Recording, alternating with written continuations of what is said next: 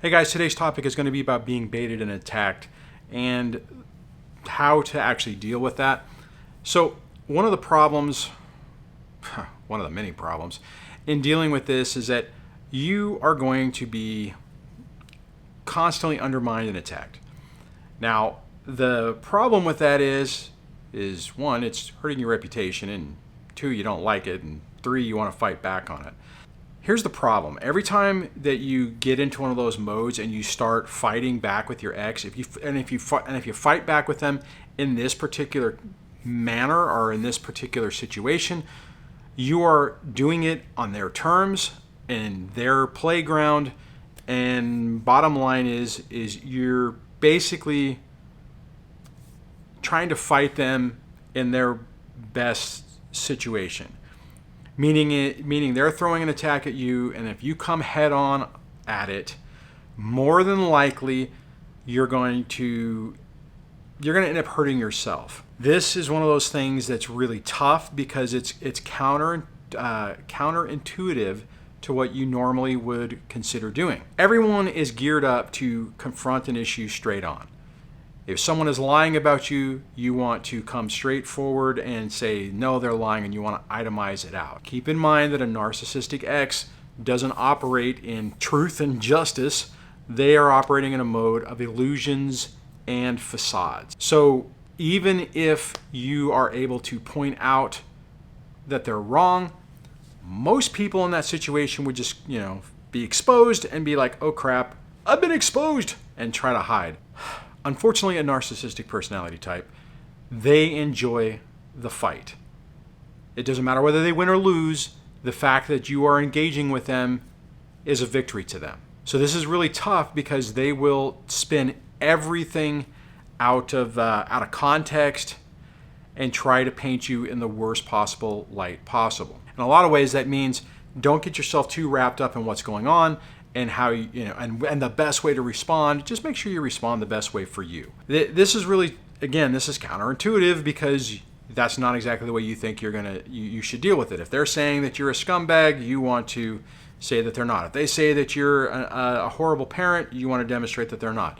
If they're not sharing information or they're not doing anything that they're supposed to do, you want to point in their eye, point it out, poke them in the eye, and have them held accountable. Now, the question on this is like, okay, so great. What do you do? And you're saying I can't fight. Well, you can fight. It's just you have to be smart about it. You have to be deliberate in what you're doing, and unfortunately, you have to take a little bit from their playbook on how you do that. Meaning, you have to seem in control of your emotions. You have to seem calm. You have to seem like you are doing okay. Going around and viciously attacking the accusations and allegations and all the innuendos and things taken out of context will drive you crazy, and it makes you look crazy. I got an email earlier where somebody was talking about a situation like this where they're trying to implement hybrid no contact, and they're doing what they're supposed to do, and their ex, amazingly enough, is saying, see, look, your other parent, your dad won't respond. Here's the thing.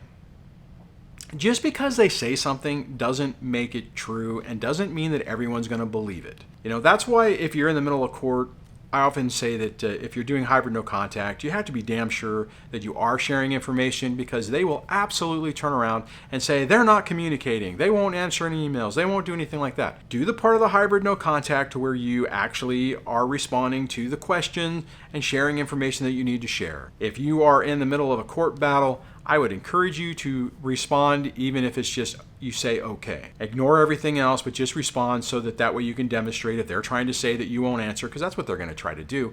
Then you can show that, yes, you did answer, and look, I ignored all the crap, all the vitriol that was in that email, and I just focused on the kids. What happens is if you can maintain your sanity, if you can remain calm, if you can keep yourself focused and I guess in some ways, keep your image looking okay, then it can really pay off, because then you're playing your part as well. Now, I realize that this is not easy. Whenever you have your ex going, boop, poking you in the eye all the time, you want to lash out. Don't take the bait. Don't do it. It's a trap, as they often say. Don't do it to yourself. You don't need that extra crap in your life, and you don't need to fall into something that they do. Now, if you do, and there are times where all of us will get pushed too much and we will do something that we shouldn't do, just dust yourself off, get back up, realize what you did and how it was what you did that might have been a mistake, and think about how you will address it in the future. This is also really tough whenever your kids are being played as pawns and used as weapons, and they're, if not directly saying stuff to the other parent or to the kids, they could be indirectly saying things like, oh, well, your dad won't ever talk to me, your dad won't do this, your dad won't do that. And your kids might even say, hey, why are you not doing X, Y, Z? I've actually had that. I've had my kids say certain things like that to me. It takes time for our kids to understand what's going on to really start to see through things. Typically that does happen. You have to be really careful how you approach things, and you have to make darn sure that you don't make mistakes or you don't do things that antagonize your relationship with your kids. The thing is, be very diligent and methodical about how you respond to anything that they do. If you, like I said before, if you can do it in a rational, calm, reasonable way, that's when people start to look at it and go, hey, wait a minute. That doesn't make sense, right? You start using logic to break down the other person's points. What I will tell you from experience is whenever you do it with emotion, it generally doesn't help. It's okay for people who are on your side, who are on team you, they can deal with that. Anybody who is either on both sides or hasn't picked a side yet, whenever we come across emotional, unhinged, irrational, it hurts our argument. My experience has been the best course of action on this is whenever you're able to approach things in a logical, methodical way.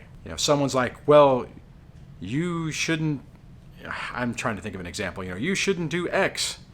And you look at it and you say, okay, well, here's the situation. Like, so for instance, if somebody was saying, I'm trying to think of an argument that I would use. I'll use an example that happened in the early part of this. This is that first year whenever the ex decided that she was unilaterally going to take the children out of state for the Christmas break. And I remember at one point when I was talking to a mutual friend, this was before I knew all the things that I knew now, and I was engaging with people that I probably shouldn't have. One of the things that came up is this discussion of, well, why won't you let the kids go on holiday out of state? When you approach something and you do it emotional, I could say, well, she's being a complete, pain in the butt, and I'm saying no because I can. That hurts your argument. You have to have more of a legitimate argument. I think what I ended up using is, well, one, the court order says X, that I'm supposed to see the kids on, that whoever doesn't have the kids gets to see them on Christmas Day. Second point is the kids are really concerned about it. They aren't happy. They're really stressed about it. So that's the other issue.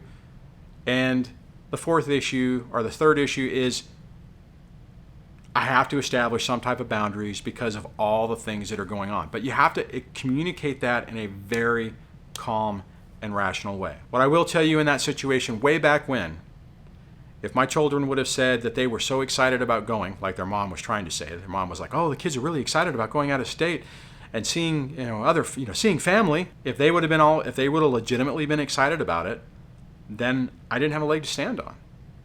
Because then I'm just saying no because I can. I don't know if that's a great example of this, but what I'm saying is that we have to be very cautious about how we approach things. We have to be cautious of how we communicate things and cautious on what we decide to fight for. You need to be able to take a rational, objective look at your situation and your decision-making process to really determine, does this make sense? For instance, another example I will give you is a couple of years ago. I think it's since I've made this channel, so I did make videos about this way back in the day. It was whenever I had the kids. I had the priority for the kids for vacation. Debbie had actually shared indirectly the time frame that we were going to have the kids for the week, even though I hadn't officially said what it was. And as immediately after I picked the time as soon as I sent, this is my priority and this is what I want. I had a situation where the ex was like, hey, our daughter's long lost friend is going to be back in the state and wants to do a mom's night, a girl's night out or girl thing without our son.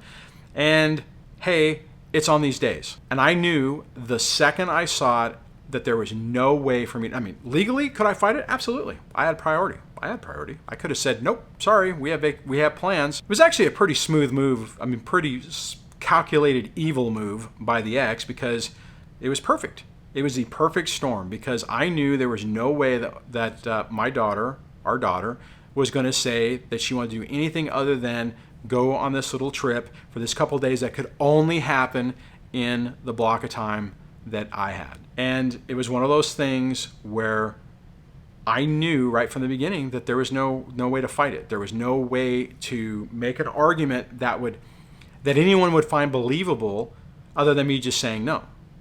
And I know I've told this story in the past, but even at one point my daughter, because initially the ex was like, hey, let me know if we can do it. And I'm like, I just ignored her because I just didn't want to deal with it. And I had more time. I still had some more time to do it. But ultimately what she did is she told our daughter. And, so instead of keeping it with adults, it was all orchestrated. It was exactly what she was going to do. My point is that at that particular moment, it wasn't a fight that I was going to be able to fight. If I would have said no, then it would have made me look like I was just doing it to say no. And one of the issues I will say is that when I did mention this to my daughter, when she's like, well, am I going to get to go? I'm like, of course you're going to get to go.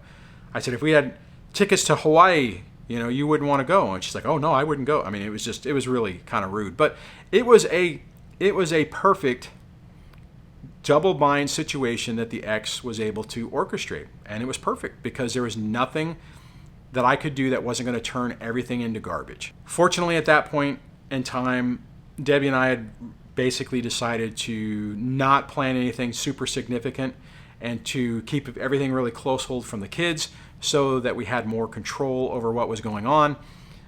Not more control, but so that the ex wouldn't find out and be able to plan her attacks better. So she was still able to pick the days, but it was one of those things where we just understood the situation and we worked around it.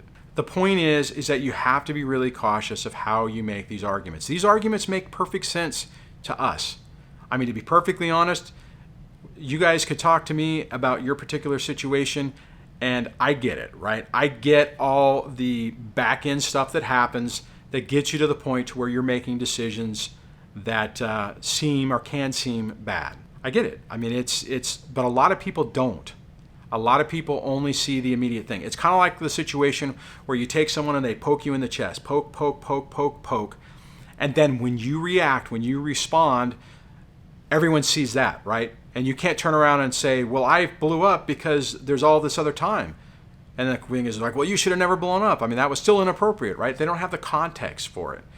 And that's kind of where we're at with these things, is you have to really be able to take yourself out of the moment whenever you're engaged in one of these situations so that you can approach it in a way that, I hate to say that makes the optics look better, but the reality is that's the situation. Because if you don't, they will use that against you. But they're going to use everything against you anyways. Don't get me wrong. It's not like you're going to do something right and they're going to be, cower in the corner. No matter what you do, they're going to do it. Just don't give them legitimate information, right? Don't give them legitimate ammo. For instance, back on this other story, one of the things that we decided to do is swap time. So I was like, okay, cool. No problem. This was my week of time. Not a problem. I can move the things around, so I'll take these other 2 days to compensate for it. Then it's great. So I'm splitting up my vacation a little bit. And what I will tell you is the day that my daughter walked through the door after I played that deal with her mom, she walked in the door, started yelling at me. How dare you make this about you? This is about me. This is about my... just it was like her mom walked through the door and started yelling at me. And I had to say, whoa, cool your jets. This is so you could go. I was able to move what we were going to do on those days to these other days, so it's not a big deal. You get to go to your thing. We still get to do what we planned on doing. It's a win-win. The thing is I had to remain calm. I had to be calm, cool, and collected and use logic to calm my daughter down, explain to her why this wasn't an issue, and get her to back off. Doesn't matter that the ex or her mom was able to wind her up, basically light the fuse and push her in the house and wait for the bomb to go off. They expect that we're also going to respond in a certain way. So I know that my ex was expecting me to yell at my daughter, get all angry, send her to her room, say, you're not going to anything, whatever. I mean, it was a trap to try to get me to do the wrong thing. Don't fall into their traps. If your kids are in the midst of it, use logic, calmness, and reason to address the issue.